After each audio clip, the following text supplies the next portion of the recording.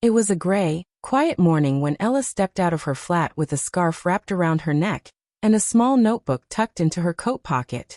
The streets glistened with last night's rain, and the clouds above hung heavy, like a low ceiling of soft stone. She walked with no umbrella, letting the mist collect gently in her hair, as she made her way across town to the grand marble steps of the City Museum. She wasn't meeting anyone. She had no specific exhibit in mind. It was simply the perfect day for silence. The museum's vast columns rose in front of her, and the great glass doors opened with a sigh of warm air and soft echo.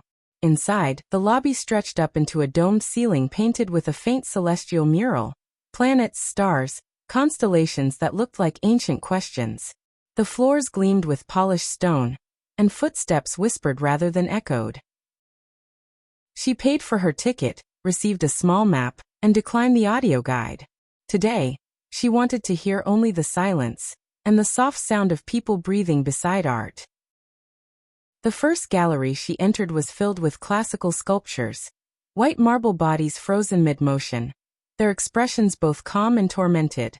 Ella sat on a bench in the center and let the stillness settle. A sculpture of a woman holding her child caught her attention. The baby's fingers, carved in stone, gripped the mother's hair. It was such a tiny gesture, so precise, so human. She moved slowly from room to room, drifting through the centuries. Egyptian sarcophagi, Renaissance oil paintings, medieval tapestries. Each piece had its own weight, its own gravity. She paused often not to analyze but to witness. In a quiet hallway filled with Dutch paintings, she stood in front of a small portrait, a woman with a pearl earring, not the famous one, but another. This woman had a crooked smile and eyes that seemed to know a secret. Ella tilted her head and smiled back. At 11:15, she found the Impressionist wing. Soft blues, pale yellows, strokes like wind across canvas. Monet, Degas Cassatt. A painting of a mother brushing her child's hair made her stop completely. She didn't know why it made her throat tighten. She sat on a bench and looked at it for a long time. A few other visitors wandered by, a couple holding hands, a woman with a sketchpad, a man in a suit checking his watch.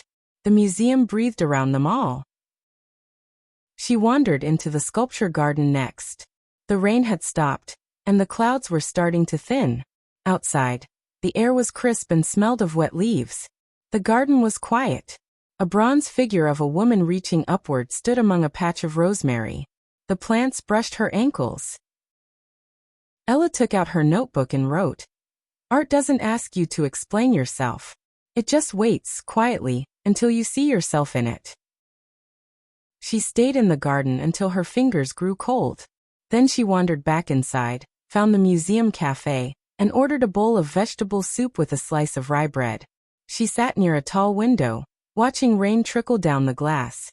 Nearby, a little boy stared into his cocoa as if it were a galaxy. After lunch, she visited the upper floors. Modern art, abstract canvases, pieces made of wire and shadow. Some confused her. Some made her smile. One painting, all black, had a tiny red dot in the lower right corner. She stared at it for a long time. Later, she found herself in a dimly lit hallway filled with artifacts from daily life. Ancient spoons, handwritten letters, broken tools, faded shoes. It felt like walking through someone's attic. She paused at a diary from 1874. The writing was neat and slanted. A girl had written about the day her sister got married, and the way the bread smelled that morning. There were tears in Ella's eyes before she even realized. By late afternoon, the museum had grown quiet again. The visitors had thinned. The guards nodded as she passed. She returned once more to the room with the mother and child painting. She sat again, this time in stillness. Outside, the sun had finally broken through, lighting up the tops of the trees beyond the gallery windows. A warm gold spread across the marble floor. Dust hung in the light like gentle memory. Before she left, Ella stood in the rotunda and looked up at the ceiling one more time. The stars above seemed to twinkle now, though they hadn't moved at all. She wrote one last line in her notebook. "Today I did not learn facts, I remembered feelings. I didn't chase time. I sat inside it. And for the first time in a long time, I felt whole. Then she slipped out through the tall glass doors and back into the golden dusk of the city.